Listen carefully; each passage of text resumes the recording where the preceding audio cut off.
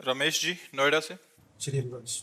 श्री हरिवंश महाराज जी, आपके चरणों में कोटि कोटि प्रणाम। महाराज जी, मेरे कुछ संशय हैं, कृपया निवारण करने का कृपा करें। महाराज जी, क्या पद्म आसन में कुछ और क्रियाएं कर सकते हैं, जैसे कीर्तन, पाठ पढ़ना, वार्तालाप या भोजन करना आदि? नहीं, पद्मासन में मंत्र जाप, नाम जप और शांत भाव से बैठ सकते हैं, बस। और नहीं, ये नहीं कि पद्मासन लगा के भोजन पा रहे हैं, पद्मासन लगा करके हम पाठ कर रहे हैं, कीर्तन कर रहे हैं।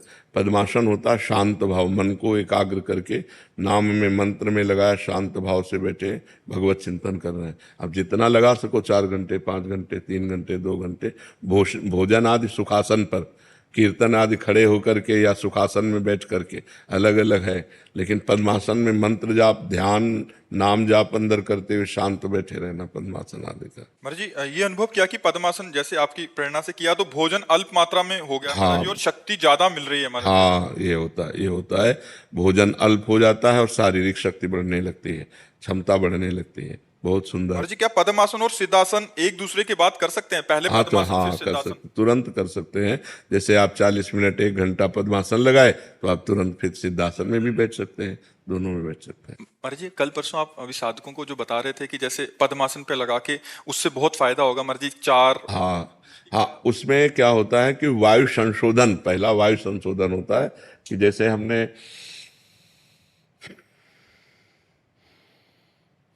ये 2 बार हुआ, ऐसा 10 बार करे आसन में बैठ करके, ये वायु संशोधन हुआ। फिर अगर 4 बार प्राणवायु को नाम लेते हुए घसीटे और 4 चौको 16 बार बीच में रोके और 8 बार निकाले, इसे प्राणायाम की प्रथम पद्धति कहते हैं। इससे बहुत लाभ मिलेगा, शरीर स्वस्थ रहेगा और भजन में मन लगेगा। और महाराज जी, ये मतलब 10 बार एक साथ करना है महाराज जी? हाँ, 10 बार एक बार, पर अभ्यास करने के लिए 1-1, 2-2 से शुरू करें। गृहस्थ आश्रम में भी कर सकते हैं? आराम से कर सकते हैं, बहुत सरल है। मतलब दो प्राणायाम कर ले, फिर 3 कर ले, फिर 4 कर ले, धीरे धीरे 10 की संख्या में पहुंचे। पर वो स्वास्थ्य, लाभ क्या क्या मिलेगा इससे? इससे सबसे पहला लाभ होगा कि मन शांत होने लगेगा, शरीर निरोग होने लगेगा, प्राणवायु बलिष्ठ सूक्ष्म हो जाएगी और भजन में मन लगने लगेगा, ब्रह्मचर्य ठीक हो जाएगा। बहुत से लाभ ही लाभ है इसमें। हानि तब है जब इसके व्यतिक्रम कर दे। जैसे आपने प्राणायाम किया और 30-40 मिनट निकालना चाहिए, कुछ एक बूंद पानी भी नहीं पीना चाहिए, यदि आपने पानी पी लिया तो बिगाड़ कर दे। उससे पहले पी सकते हैं? हाँ, उससे पहले आप पी सकते हैं। 50 ग्राम 100 ग्राम पानी पी सकते हैं और तुरंत प्राणायाम में बैठने के लिए 50 ग्राम 100 ग्राम पानी पीकर बैठ सकते हैं। प्राणायाम का समय क्या है महाराज जी?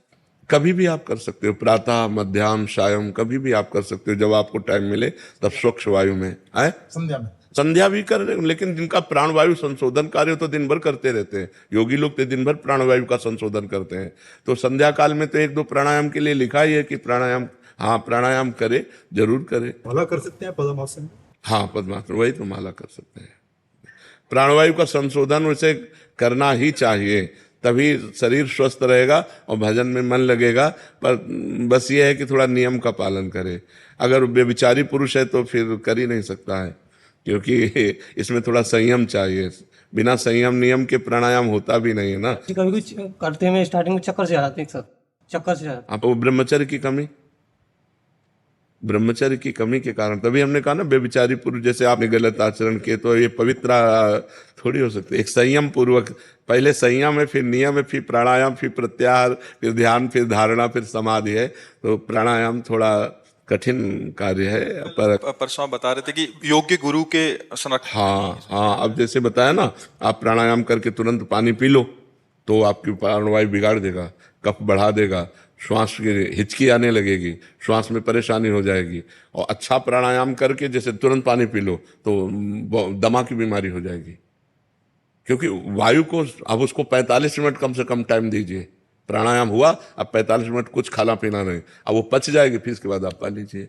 पर ये बहुत सावधानी की जरूरत है, क्योंकि अब सब कोई पद्मासन में नहीं बैठ सकता, सब कोई प्राणायाम नहीं कर सकता। तो थोड़ा व्यायाम करके और भगवान की आराधना में लगे, लेकिन लगे, भगवत आराधना करे, बिना आराधना के नहीं। और दैन्यता रहे, नहीं तो अभिमान भी हो जाता है।